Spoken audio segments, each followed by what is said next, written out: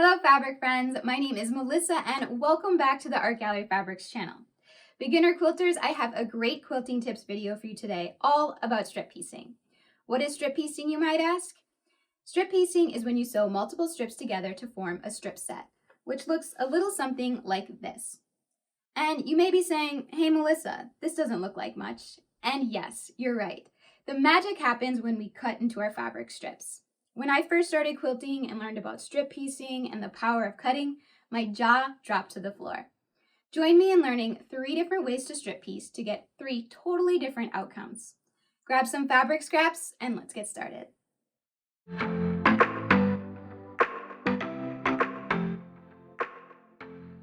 The simple art of strip piecing is sewing with the fabric strips and strips of any length and width together. Once you have done that, there are simple ways to cut into your fabric sets to get different quilting units for your quilting projects. No more sewing one square to another to create a unit that looks like this. When a pattern calls for many units of the same, this is when strip piecing will come in handy. For the first strip piecing method, I am sewing 2 3.5-inch strips from different fabrics together. Place right sides together and sew at 1/4 inch. Take your time sewing a nice straight seam, so when we press our strips open, we will have a nice straight seam line. For tips on pressing seams, click the eye in the right-hand corner of this video to watch a video I made all about pressing and ironing fabrics. Now we are going to subcut as many 3.5-inch strips from this strip set as we can. So instead of cutting multiple 3.5-inch squares from different fabrics and sewing them together to form the same thing, all we need to do is cut 2 strips, sew 1 seam, and cut. Doing it this way will also make more accurate units.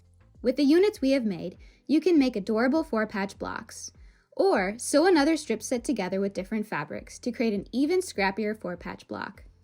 Or you can sew them to 3.5 by 6.5-inch rectangles. For the next strip piecing technique, to spice things up, sew different fabric strips together in varying widths. Create a strip set as large as you would like. I made mine big enough to cut out several different templates and shapes from my fabric. Once your fabric strips are sewn together, you can now take a 6.5-inch square ruler, or a square ruler of any size you want, and place it on point, centering it up to the middle of your strip set. If you can't find your ruler like me, check to see if your cat or dog is hiding it. Once you find your ruler, cut out your piece on all sides. Feel free to cut out any shape or template you would like a Dresden template, or even triangles. That's what makes this method so much fun, to create scrappy shapes and templates to add to your quilting projects. For the next strip piecing technique, we are going to sew up our strips a little bit different. Stagger your strips going to the right, spacing them out 2 inches, and mark each 2 inch on your strips. Sew your strips together in this order. Once your strips are sewn together, they should look like this. And the first thing we're going to need to do is clean off the edges on the left to make a nice clean edge. For this, you will need to grab your long quilting ruler and find the 45-degree line. Place that line on the bottom of your strip set, lining it up with the edge of the fabric. Then we are going to trim the left side of our strip set.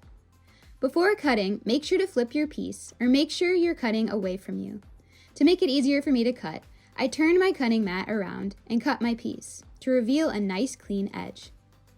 I flipped my project back around and lined the 3-inch line on my ruler to the clean edge of my fabric. And now I'm going to cut as many of these pieces from the fabric as I can, continuing to line up the 3-inch mark to the straight edge of my fabric. To make more diagonal strips going in the other direction, stagger and sew your strips in the opposite direction. Repeat the same process we used to cut out our strips and cutting in the other direction. Now you can alternate your strips to create a chevron design. Have fun playing around with your strips to create fun, intricate quilts. Now that you know the strip piecing basics, have fun using strip piecing to save time on sewing squares, cutting out templates, or cutting on the diagonal to create a chevron design. It's a great technique to add to your quilting to create intricate designs that are fast and easy. So I don't know about you, but I've been quilting for 6 years now, and I still get tingles every time I strip piece. Back when I first started quilting, I always wondered how these quilters made such intricate quilts with such tiny little pieces. And I thought to myself, it must take them forever. And yes, quilting may be time consuming, but what is great about it is there's so many tips and techniques for doing things quicker and faster. So if you enjoyed this video, make sure to give it a thumbs up and share it with all your quilting friends. And make sure to subscribe to the AGF channel for more quilting tips like this one. And until next time, happy sewing.